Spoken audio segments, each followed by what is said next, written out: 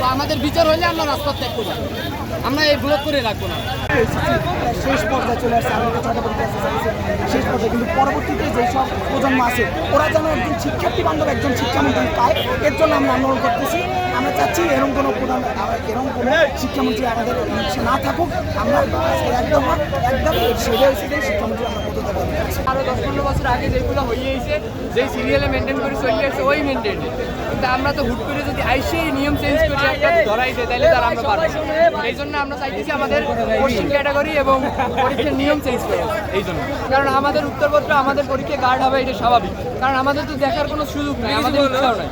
আমাদের দাবি হচ্ছে আমাদের কোশ্চেন চেঞ্জ করতে হবে, এই একটাই। কোশ্চেন চেঞ্জ করার আমাদের যেগুলো চলে গেছে ওইগুলো তো আর কিছু করার নাই। সামনে যেগুলো আছে ওইগুলো জানি আমরা দিতে পারি, আমাদের অনুযায়ী যেন কোশ্চেন হয়, যেগুলো আমরা করে আসছি ওই অনুযায়ী কোশ্চেন হবে, ওই অনুযায়ী আমাদের ঢাকা হামলা হয়েছে আমাদের শিক্ষার্থীদের উপর, বিষয় করা উচিত। আমরা দেখছি আমাদের শিক্ষামন্ত্রী লিখেছি আমাদের শিক্ষার্থীদের উপর ঢাকা হামলা হয়েছে, এবং আমরা এটাও দেখতে পাইছি যে আসলে আমাদের আন্দোলনের মধ্যে একটা বহির্গত শিক্ষার্থীকে ঢুকে যে বিভিন্ন দলের বা বিভিন্ন স্বার্থ হাসিল করার জন্য তারা আন্দোলনে বিঘ্ন ঘটাইছে, আমাদের বিঘ্ন করছে।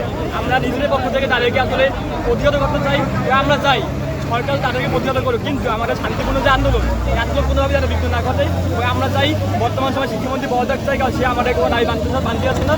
এবং একই সাথে আমাদের বলতে চাই, এ বলছে যে অভিন্ন প্রশ্নপত্র পরীক্ষা হবে, কিন্তু আমরা দেখি এবং যে যদি কোনো জায়গায় প্রাকৃতিক ও দুর্যোগের কারণে প্রশ্নপত্র বা পরীক্ষা স্থগিত করতে হয়, সেক্ষেত্রে সমগ্র বাংলাদেশের পরীক্ষা স্থগিত করা হবে। এটা আমাদের বলা হয়েছে, আমার সবাই অবগত আছে।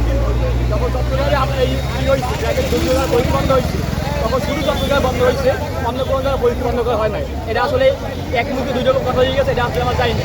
এবং আমরা বরিশাল আজকে আমি আসছি শিক্ষার্থী, আমরা দেখছি আমাদের সাইন্সে পুলিশ পরীক্ষা যে কত কঠিন করা হয়েছে, আমরা আসলে উচিত যে আমাদের আর্থিক পরিস্থিতি হতো।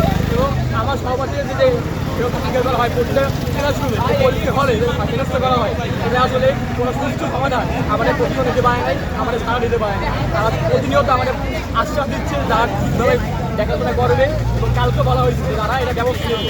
কিন্তু আজকে পরীক্ষায় কালকে আন্দোলন করার পর দিনব্যাপী আজকেও ফলে আমার হাতে হেনস্থ করা হয়েছে, এটা আসলে কোনো সুষ্ঠু সমাধান এটা দিতে পারে না আমাদের।